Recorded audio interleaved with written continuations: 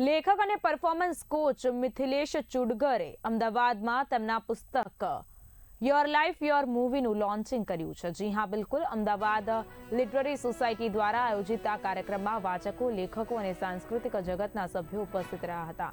આ પુસ્તક જીવનને એક ફિલ્મ તરીકે જોવાની વિચારધારા રજૂ કરે છે અને વ્યક્તિને પોતાના જીવનનું નિર્દેશન સભાનપણે કરવાની પ્રેરણા આપે છે.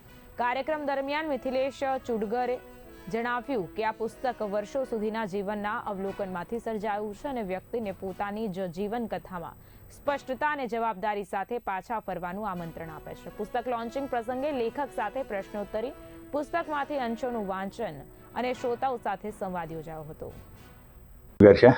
અને હું 2007થી પરફોર્મન્સ કોચિંગ આ વ્યવસાય સાથે જોડાયો છું.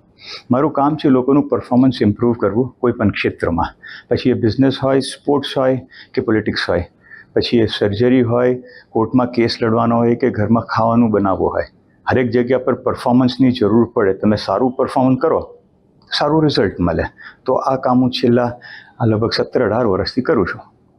સર, તમે જે આ બુક લોન્ચ કરો છો તો આપ જીવન પર જ એની મૂવી છે, એ શું કહેવા માંગે છે? આ જે પુસ્તક છે એ બહુ સરળ છે. તમારું લાઈફ, તમારું જીવન એ તમારું ચલચિત્ર છે. Your life is your movie.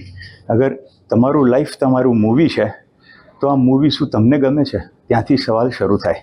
આ મૂવીની સ્ક્રિપ્ટ કોણે લખી છે? અને હકીકત એ છે કે આ સ્ક્રિપ્ટ મારી લખેલી નથી, ભલે મારું મૂવી છે.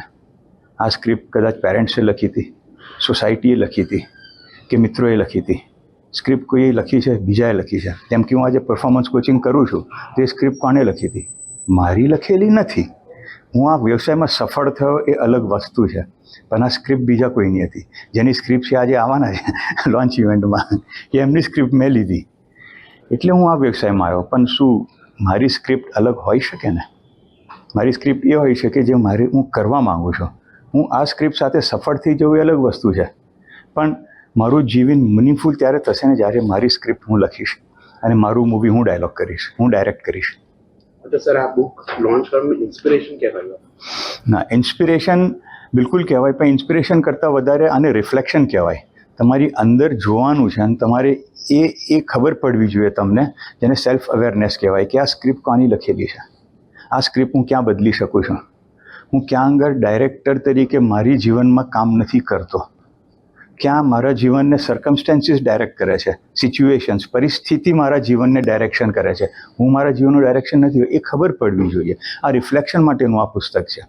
આ મારી મૂવીમાં હું એડિટિંગ શું કરી શકું છું? એવા લોકો પણ છે, લોકોને એડિટ કરી શકાય જીવનમાંથી, પણ એ ખબર નથી.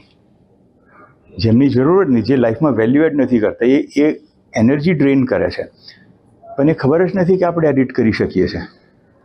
એટલે એની ઉપર આ પુસ્તક છે. જો આ બધું કરીએ, મ્યુઝિક સ્કોર, તમારું બેકગ્રાઉન્ડ મ્યુઝિક શું છે લાઈફનું? મૂવીનું બેકગ્રાઉન્ડ મ્યુઝિક હોય ને, જીવનનું પણ બેકગ્રાઉન્ડ મ્યુઝિક છે જે સતત અહીંયા ચાલુ છે. આ બેકગ્રાઉન્ડ મ્યુઝિક છે. આ બેકગ્રાઉન્ડ મ્યુઝિક સાથે આ મૂવી જોવાનું છે. હવે આ બેકગ્રાઉન્ડ મ્યુઝિક કેવી રીતે બદલી શકાય?